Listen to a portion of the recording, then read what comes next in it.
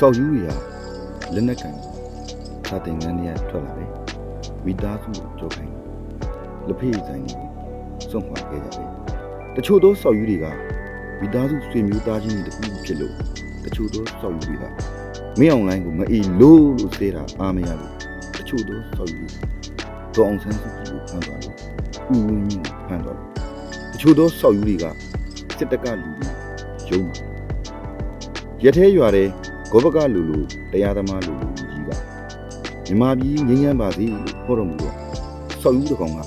လီးဖြစ်လားဆိုပြီးတော်တဲ့တောင်တွေရောက်ကြတယ်လွန်ခဲ့တဲ့တလားကစောက်ယူတစ်ကောင်တိုက်ပွဲမှာကြာမနေ့ကစောက်ယူတစ်ကောင်စစ်ခွေးရဲ့လက်နက်ကြီးမှန်ပြီးလက်တစ်ဖက်ပြက်တယ်ဒီနေ့လေရင်နဲ့လာပြလို့စောက်ယူတစ်ကောင်အစကိုရှားမယ်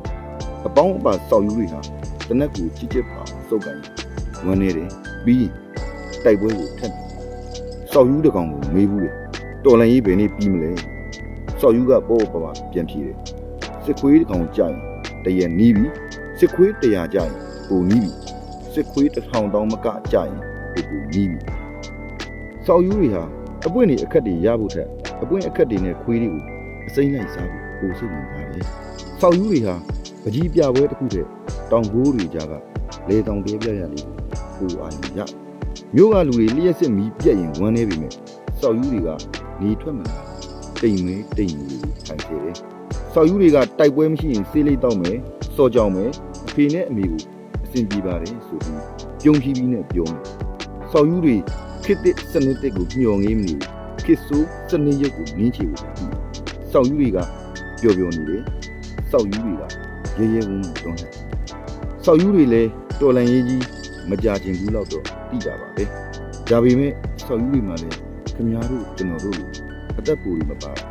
တွေးပြီးအရင်ကလက်လုံးနဲ့စောက်ယူကမောင်းပြန်တယ်လေရရောမိမချောလေးလက်ထရသလိုပြောကြည်တောင်ခွေးတကောင်ကြည်တောင်ခွေးတကောင်ကြည်တောင်ခွေးတကောင်ကိုရွတ်စောက်ယူတွေလည်းမြို့ကိုလွမ်းတယ်မိသားစုကိုလွမ်းတယ်ချစ်ရသူကိုလွမ်းတယ်ငယ်ဘဝကိုလွမ်းတယ်စိုးခဲ့အမိုက်ခဲ့လွမ်းတယ်လွမ်းလို့ရသမျှအကုန်လွမ်းတယ်တော်လန်ရေးကိုချစ်တဲ့စောက်ယူတွေဟာပြီးတွားမနေဘူးစောက်သေးကစားတယ်တိတ်ရွတ်ပြမယ်